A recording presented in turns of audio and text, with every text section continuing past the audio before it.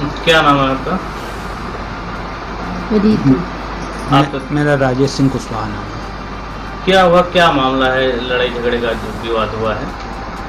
Sir ये छोटे छोटे बातों को लेकर के ना बच्चों को खेलने के बहाने से भेज देते थे, लेकिन इनके मकसद रहता था मारपीट करने का। कौन लोग हैं जिन्होंने आपसे मारपीट की? ये संध्या चतुर्वेदी हैं, बगल में ही रहती हैं, और उनकी लड़की श्रेया, उनका लड़का भी था, उनके रिश्तेदार थे जो ब्लू शर्ट पहन रखा था, टोपी उपी लगा रखा था, और मयंक की माँ थी। पीछे में ये सीता देवी पत्नी राजेंद्र ये थी, इनका लड़का सतीश था, और भी कई लोग थे जिनके नाम। विवाद कैसे हुआ था? विवाद बच्चों को खेलने के लिए भेज देते थे सर, लेकिन बच्चों का शांति से वो खेलते नहीं थे, वो उकसाते थे और बहाने से हम लोगों को उलझा करके मारपीट करने का कोशिश करते थे। फिर क्या हुआ, आप लोगों ने जब मना किया? उस दिन भी यही हुआ था। जब हम ऑफिस चले गए थे, मेरी बेटी स्कूल या कॉलेज चली गई थी, घर पे पत्नी अकेली थी, तो ये खेलने के बहाने से आकर के बॉल वॉल पीटते रहे दीवारों पे, खिड़कियों पे, और गेट के पास इधर उधर उछल कूद मचाते, शोर शराबा करते थे, है ना, गेट पे बॉल मारते थे। तो इस तरह से ये दिन भर परेशान रही, ये सोचती रही कि अब चले जाएंगे तब चले जाएंगे, लेकिन वो मान नहीं रहे थे।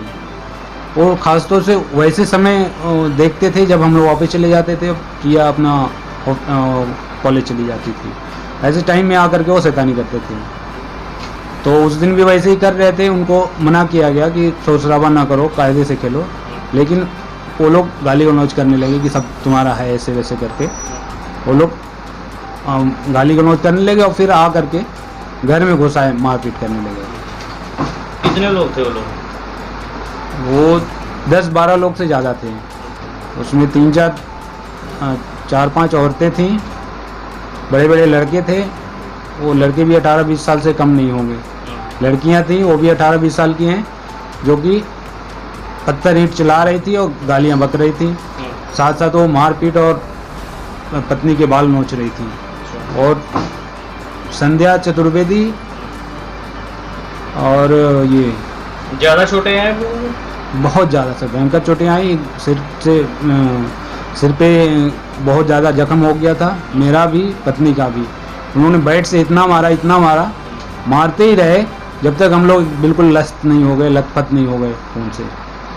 और पुलिस से आप लोगों को क्या मदद मिली थी? सर पुलिस के यहाँ हम लोग फ़ोन कर रहे थे, लेकिन वो लोग इतना ज़बरदस्त थे और इतना ज़्यादा संख्या में थे कि वो लोग इतना मौका ही नहीं दे रहे थे बिल्कुल फ़ोन करने का या ये करने का। फिर भी हम लोग कई बार कोशिश किए, 112 नंबर पे, 100 नंबर पे कम से कम 10-12 बार हम लोगों ने कॉल करने की कोशिश की, फ़ोन रिसीव नहीं होता था, बिजी आता था।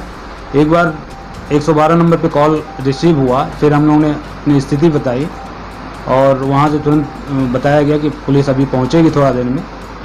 फिर 15-20 मिनट बाद पुलिस का फ़ोन आया कि हम स्कूल के आसपास हैं विवेकानंद, और कैसे आएँ। तो फिर यहाँ से आदमी भेजा गया, क्योंकि हम लोग तो उस कंडीशन में नहीं थे कि हम लोग बुलाएं या जा करके ले आए, बिल्कुल हम लोग आगे क्या कार्रवाई चाहते हैं?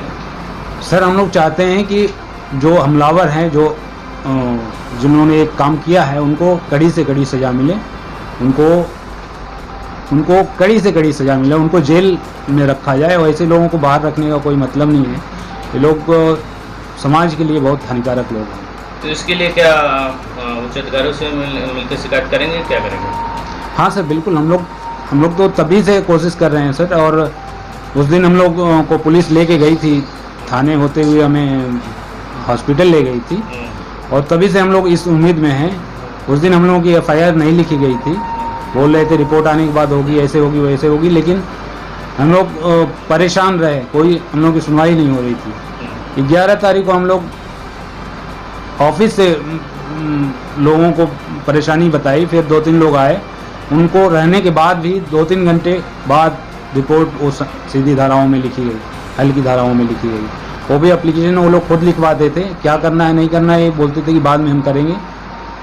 है ना, बाद में धाराएं बढ़ाएंगे। हम लोग बोले कि आप फुटेज लेके गए हैं, उसमें आप देख रहे हैं कि कितने अच्छा, मतलब बुरी तरह से पीटा गया है। विवाद का हुआ है वो सीसीटीवी फुटेज में आया है? बिल्कुल सर, सारे विवाद और उसका जो एक्शन है सारे सीसीटीवी में स्पष्ट दिख रहे हैं।